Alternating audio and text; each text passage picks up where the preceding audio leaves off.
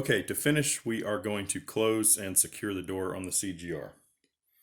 Now, in general, this is going to go mostly in reverse order of what we did to open the door. But there are a couple other things that we need to take into account, which we'll discuss here in a moment. Now, in terms of tools, you're going to need your 13mm socket again. And also for closing the door, you're going to need a torque wrench.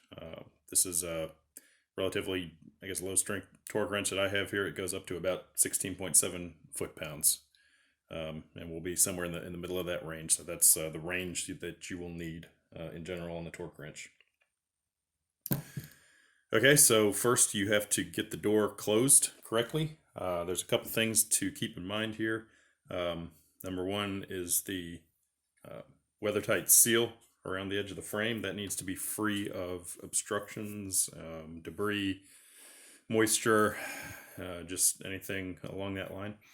And then the other thing that you have to keep in mind is these cables. Now, the cables to the door for the batteries, the cables for the modules should be tied down. But as you close the door, you just need to take great care to make sure that in addition to no debris on the seal, that none of the cables get caught between the door and the chassis, as that will potentially destroy the cable and render the seal non-operable. So I'm going to close the door, making sure the cables are out of the way. All right, so I got the door shut. Now, similar to when we open the door, we're going to go in sort of a star pattern on the bolts, and we're going to save the ones on the hinge side for last, or near last, at Cisco's recommendation.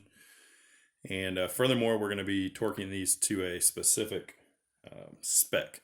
So just to cover the general order first, we're going to go 1, 2, 3, 4, 5, 6. Okay, so we're gonna do one on here, top and bottom, one on this side, and then one on this side, one on this side. So the hinge bolts go last. All right, now as I mentioned before, you have a specific torque spec that you need to reach with each bolt. However, just to save time, I'm going to get them essentially finger tight again with the electric driver. So I'm not torquing them down hard at all here. I'm just spinning them almost closed so that I don't have to turn my torque wrench as many times.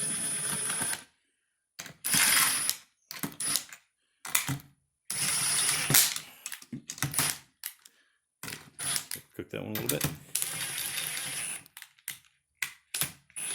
Okay, so Cisco's first recommendation for torque spec, we're going to torque them in two progressive specs here. So we're going to start at between 3 and 4 pounds on the order that I specified earlier. So I've got my torque wrench set to the middle of that range, about 40 inch-pounds. And so we're going to torque down in the order that Cisco specified around the chassis. Now, just my torque wrench is not, the click is not very loud, so bear with me if you can't hear it. Just know that I'm torquing it until it's clicking at about 3.5 foot-pounds that I've got it set to now.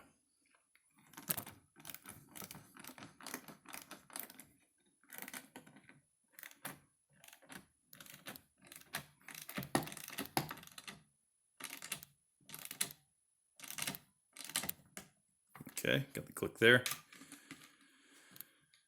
Next we'll start up here.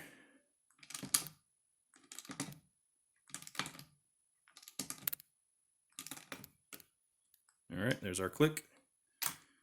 Down at the bottom.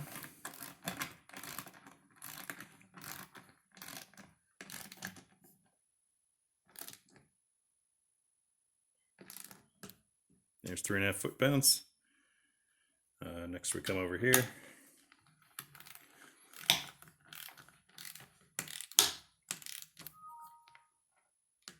There we are. Bottom right.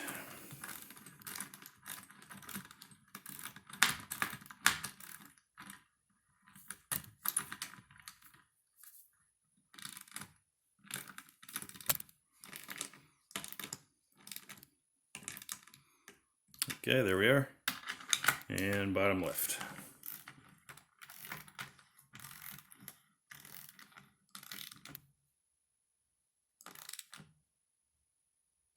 Three and a half foot-pounds. Okay, now we're going to go back again in the same order, except this time we're going to up the torque to between 6 and 7 foot-pounds. So I'm going to set mine to about the middle of that range at about 80 inch-pounds.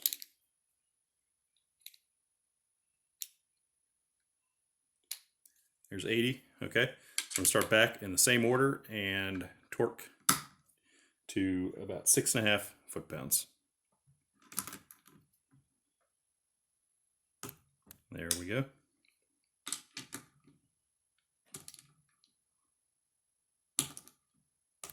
There's my click.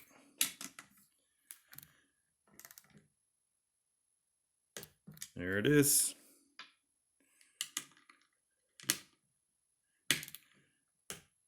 There it is. 6.5 foot-pounds. And 6.5 foot-pounds. Okay, and now my CGR door is closed, and I'm ready to either power up the unit or walk away at this point. So that's all.